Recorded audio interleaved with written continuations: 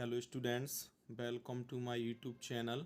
तो आज मैं इस वीडियो में आपके लिए लेकर आया हूँ कक्षा 9th क्लास की प्रश्नावली 7.1, जिसमें आप पढ़ेंगे त्रिभुज के बारे में। तो यहाँ पर मैंने इस प्रश्नावली का पहला प्रश्न लिया हुआ है कि चतुर्भुज ABCD में AC बराबर AD है और AB कोण ए को समद्विभाजित करता है।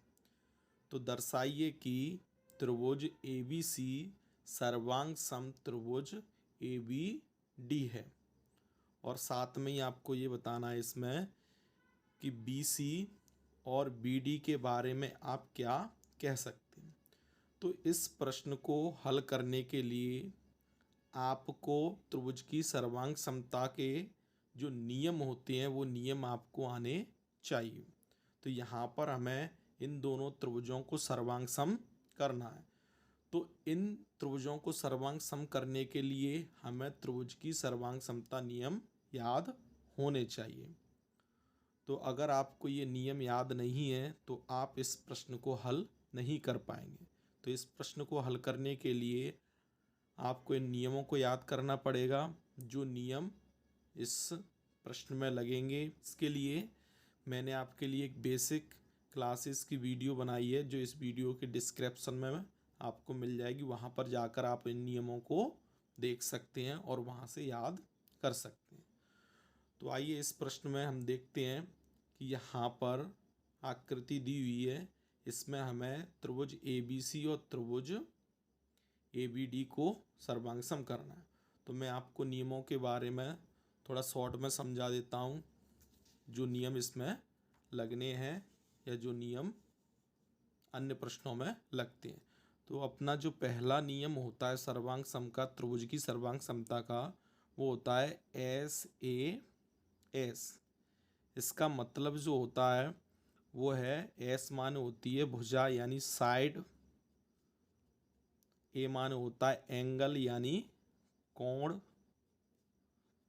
और S यानी भुजा। तो SAS नियम का जो मतलब होता है वो होता है भुजा कोण भुजा। या अपन इसे ऐसे कह सकते हैं कि यदि एक त्रिभुज की दो भुजाएं और उनके अंतर्गत कोण दूसरे त्रिभुज की दो भुजाएं और उनके अंतर्गत कोण बराबर होते हैं, तो वो दोनों त्रिभुज सर्वांग सम होते हैं। इसका जो दूसरा नियम होता है वो होता है ASA, यानी इसका मतलब A माने एंगल यानी कोण, S माने साइड यानी भुजा, और A यानी कोण। तो इसका जो मतलब होता है कि यदि एक त्रिभुज के दो कोण और उनके अंतर्गत भुजा दूसरे त्रिभुज के दो कोण और उनके अंतर्गत भुजा अगर आपस में बराबर होते हैं, तो ये दोनों त्रिभुज सर्वांग सम कहलाते हैं। इसके बाद एक नियम और होता है इनका, AAS। इसका जो मतलब होता है वो होता है A माने कोण कोण भुजा। तो यहाँ पर इसका जो मतलब है कि यदि एक त्रिभुज के दो कोण और एक भुजा दूसरे त्रिभुज के दो कोण और संगत भुजा अगर बराबर होते हैं, तो वो दोनों त्रिभुज सर्वांग सम होते हैं। तो आपको ये तीनों नियम याद होने चाहिए, तभी आप इन प्रश्नों को हल कर पाएंगे, अन्यथा आप इन प्रश्नों को हल नहीं कर पाएंगे। तो इसके लिए मैंने एक वीडियो आपके डिस्क्रिप्शन में दे दी है इस वीडियो के में, तो आप वहाँ पर जाकर इसे देख सकते हैं। अब आते हैं हम इस प्रश्न को हल कैसे करेंगे। तो यहाँ पर मैंने इस प्रश्न को बहुत ही सिंपल बनाने के लिए यहाँ पर दो त्रिभुज दिए हैं, तो इन दोनों त्रिभुजों से संबंधित मैंने एक आकृति बनाई हुई है। जैसे मैं आपको दिखाना चाहता हूँ, यहाँ पर मैंने कुछ कागज़ की कटिंग ली हुई है। यहाँ पर मैंने इन दोनों त्रिभुजों को यहाँ पर बनाया हुआ है, जैसे आप यहाँ पर देख सकते हैं। तो जैसे मैंने ये दोनों त्रिभुज यहाँ पर लिए हुए हैं इस टाइप से, जैसे कि आपकी आकृति में दिया हुआ है। तो ये दोनों त्रिभुज हैं आपके, जिन त्रिभुजों को हमें सर्वांग सम करना है। तो वो त्रिभुज कौन से हैं? त्रिभुज ए बी सी और त्रिभुज ए बी डी। तो यहाँ पर मैंने त्रिभुज ए बी सी और त्रिभुज ए यहाँ से बी और डी। तो यहाँ पर हमें सर्वांग सम करने के लिए हमें ये देखना पड़ेगा इसमें कौन से नियम लग रहे हैं, जो मैंने आपको अभी बताए थे। इन 3 नियमों में से कौन सा नियम इसमें लगेगा। तो यहाँ पर जैसे मैंने अभी आपको बताया था, इन 3 नियमों को हमें देखना है और इनमें से कौन सा नियम जो लगेगा उसे यहाँ पर लगाएंगे। तो हमें यहाँ पर नहीं पता है कि कौन सा नियम लगेगा, तो देखते हैं चलो यहाँ पर आकृति में हम कि कौन सा नियम लग रहा है। देखो यहाँ पर मैंने इस आकृति को 2 भागों में बांट दिया है। तो जैसे मैंने यहाँ पर इसमें दिया था कि AC बराबर AD, तो जैसे हम यहाँ पर इन दोनों त्रिभुजों को जब अलग करेंगे तो यहाँ पर ये आकृति इस टाइप से बन जाएगी। तो यहाँ पर आपकी AC बराबर AD यानी एक त्रिभुज की भुजा दूसरी त्रिभुज की संगत भुजा के बराबर है। अब यहाँ पर आप देख रहे हैं कि जो AB भुजा है ये दोनों त्रिभुजों में क्या है? उभयनिष्ठ है। जो दोनों त्रिभुज बन रहे हैं वो इसी भुजा से मिलकर बन रहे हैं। तो यहाँ पर जो AB भुजा है वो दोनों त्रिभुजों में आ रही है, इसीलिए यह उभयनिष्ठ भुजा है। इसके बाद यहाँ पर हमें 2 भुजाएं मिल गई जो आपस में बराबर है। तो मैंने अभी आपको बताया था कि यहाँ पर जो मैंने नियम बताए थे, तो हमें यहाँ से पता चल गया कि इसमें 2 भुजाओं वाला नियम लगेगा। तो ये वाला नियम इसमें नहीं लगेगा, ये वाला नियम इसमें नहीं लगेगा। क्यों? क्योंकि इसमें 2 कोण हैं, तो हमें 2 कोणों के बारे में कुछ भी नहीं कहा है इस प्रश्न में। यहाँ पर भी 2 कोण हैं, तो इन 2 कोणों के बारे में भी हमें कुछ नहीं कहा है। तो यहाँ पर हमने देखा कि इस दोनों त्रिभुजों में इसकी 2 भुजाएं कैसी हैं? आपस में बराबर हैं। तो यहाँ से अब हमें क्या देखना है? इन भुजाओं के अंतर्गत कोण, इन भुजाओं के अंतर्गत कोण देखना है। तो यहाँ पर प्रश्न में दिया हुआ था कि जो AB है वो कोण A को क्या करती है? समद्विभाजित। समद्विभाजित का मतलब समान 2 भागों में विभाजित करती है। किसको? कोण A को। तो यहाँ पर देखो आकृति में जब मैं इन दोनों आकृतियों को मैं यहाँ पर मिलाऊंगा तो ये दोनों आकृतियाँ मिल जाएंगी। यहाँ पर जो कोण था वो कोण अभी बटा हुआ नहीं है, तो यहाँ पर जो AB भुजा है वो इस कोण को क्या कर रही है? 2 भागों में बांट रही है। तो जैसे अपन इन दोनों आकृतियों को अलग करेंगे तो ये दोनों कोण यहाँ से अलग अलग हो जाएंगे, लेकिन ये दोनों कोण कैसे हैं? यहाँ पर बराबर है। वो कह रहा है कि AB कोण A को समद्विभाजित करता है। तो यहाँ पर जो कोण बनते हैं वो कोण कौन से रहेंगे? यहाँ से कि कोण जो पहला वाला त्रिभुज है उसमें कोण CAB बराबर कोण DAB। तो DAB, तो ये हमें पहले से दिया हुआ है, बस हमें थोड़ा इस चित्र में समझने की ज़रूरत है। हमें पहचानना पड़ेगा कि ये कोण कहाँ पर है और कैसे ये बराबर हैं। तो आपको यहाँ पर समझ में आ गया होगा कि यहाँ पर ये दोनों कोण एक ही हैं, लेकिन ये जब दोनों त्रिभुजों में अलग अलग होंगे तो ये दोनों कोण आपस में बराबर हो जाएंगे, क्योंकि जो AB भुजा है वो कोण A को क्या कर रही है? समद्विभाजित कर रही है। तो ये वाले कोण दोनों आपस में कैसे हैं? बराबर। तो यहाँ से हमें पता चल गया कि इसमें जो नियम लगेगा वो कौन सा नियम है? SAS। बस अगर ये पता चल गया आपको तो आपको सवाल करने में कोई प्रॉब्लम नहीं आएगी। तो यहाँ से चलो अब हम सवाल को हल करते हैं। तो अब हमें यहाँ पर सिर्फ सवाल को लिखना है। यहाँ पर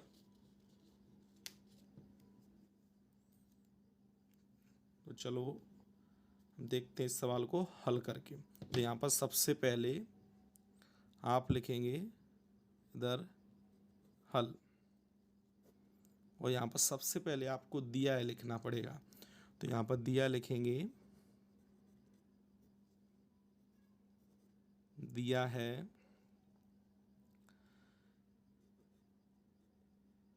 ABCD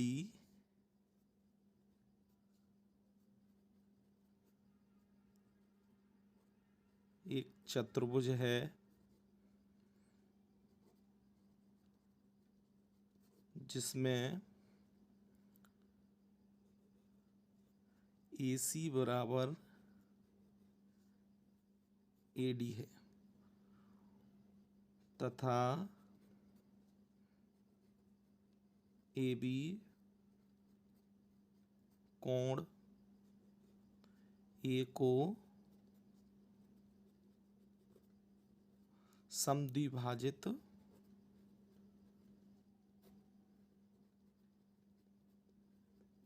करता है।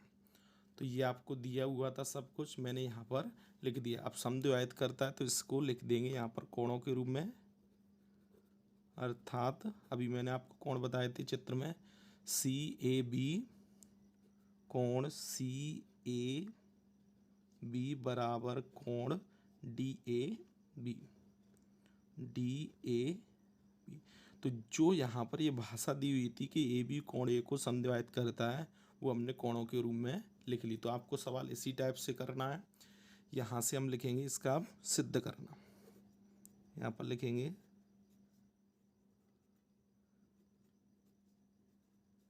सिद्ध करना है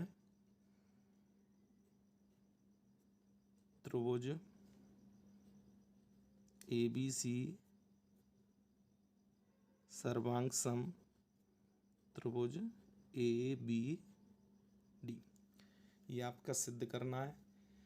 यहाँ से अब इसे सिद्ध करेंगे तो यहाँ पर लिखेंगे उपपत्ति। तो यहाँ से हम इसे सिद्ध करेंगे। तो यहाँ पर हमें जिन त्रिभुजों को सर्वांग सम सिद्ध करना है, हम उन्हीं त्रिभुजों को यहाँ पर लेते हैं। तो यहाँ पर लेंगे त्रिभुज ABC और त्रिभुज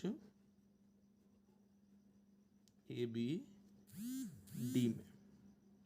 तो यहाँ पर कॉमा लगाएंगे हल्का सा और यहाँ पर ही हम इसे सॉल्व करें। तो सबसे पहले हमें क्या दिया हुआ है इसमें कि AC बराबर AD। आपको याद रहना चाहिए यहाँ पर कि हम जिस त्रिभुज को पहले ले रहे हैं उसी त्रिभुज की भुजाएं और कोण लिए जाएंगे पहले, उसके संगत फिर दूसरे त्रिभुज के लिए जाएंगे। इस चीज़ को आपको याद रखना है, अन्यथा आपका सवाल गलत हो जाएगा। तो यहाँ पर सबसे पहले हमने त्रिभुज ABC लिया है। तो त्रिभुज ABC में जो AC भुजा थी वो त्रिभुज ABD में किसके बराबर थी? AD के बराबर। ये हमें दिया हुआ है तो यहाँ पर लिखेंगे दिया है। इसके बाद हमें यहाँ पर कोण दिया था, जो मैंने आपको बताया था कि ये समद्विभाजित करता है, तो इस कोण को भी यहाँ पर लिखेंगे। तो कोण CAB बराबर कोण DAB। तो ये भी लिख देंगे, यहाँ पर दिया है। अब यहाँ पर मैंने बताया था कि जो AB भुजा है वो दोनों त्रिभुजों में आ रही है, तो इस भुजा को कहते हैं हम उभयनिष्ठ भुजा। जब कोई भुजा या कोई कोण दोनों त्रिभुजों में आता है, जिन त्रिभुजों को हम सर्वांग सम करना चाहते हैं, तो उसे हम उभयनिष्ठ कोण या उभयनिष्ठ भुजा कहते हैं। तो ये हो गया आपका उभयनिष्ठ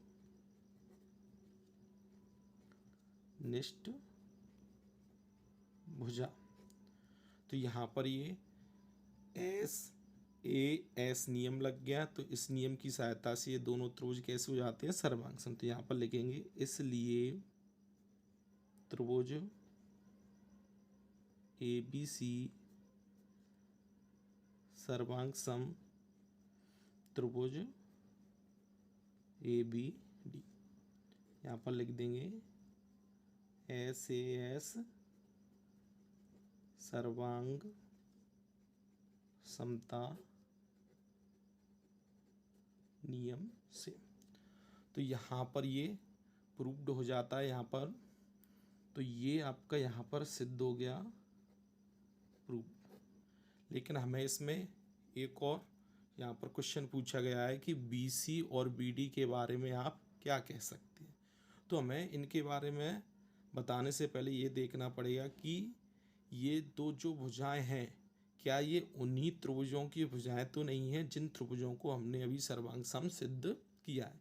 तो देखते हैं यहाँ पर BC जो त्रिभुज ABC की भुजा है और जो BD है वो त्रिभुज ABD की भुजा है। तो इन दोनों त्रिभुजों को हमने अभी सर्वांग सम सिद्ध किया था। तो यहाँ पर हम इसे लिख देंगे, इसमें एक शर्त लगा देंगे, यहाँ पर लिखेंगे चूंकि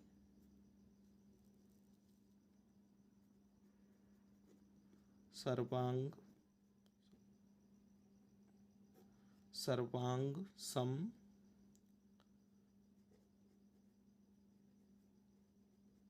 त्रिभुजों के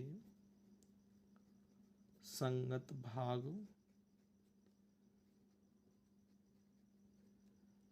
बराबर होते। तो इसलिए इसकी जो भुजाएं हैं BC और BD ये भी दोनों आपस में कैसी हो जाएंगी, बराबर। तो BC, इसलिए BC बराबर BD। तो आपका ये भी सिद्ध हो जाता है। तो यहाँ पर आपको इस प्रश्न को इसी प्रकार से हल करना है। तो आपको इस प्रश्न को हल करने से पहले उन नियमों का अच्छी तरीके से रिवीजन करना चाहिए, याद करना चाहिए। और आपको इस सवाल में अगर कोई प्रॉब्लम हो तो हमें कमेंट करके प्लीज़ बताइए। और आप हमसे जुड़े रहिए, हम आपको 9th क्लास NCERT मैथ का पूरा कोर्स कराएंगे। और अगर आप इस चैनल पर नए हो तो चैनल को सब्सक्राइब करना ना भूलें।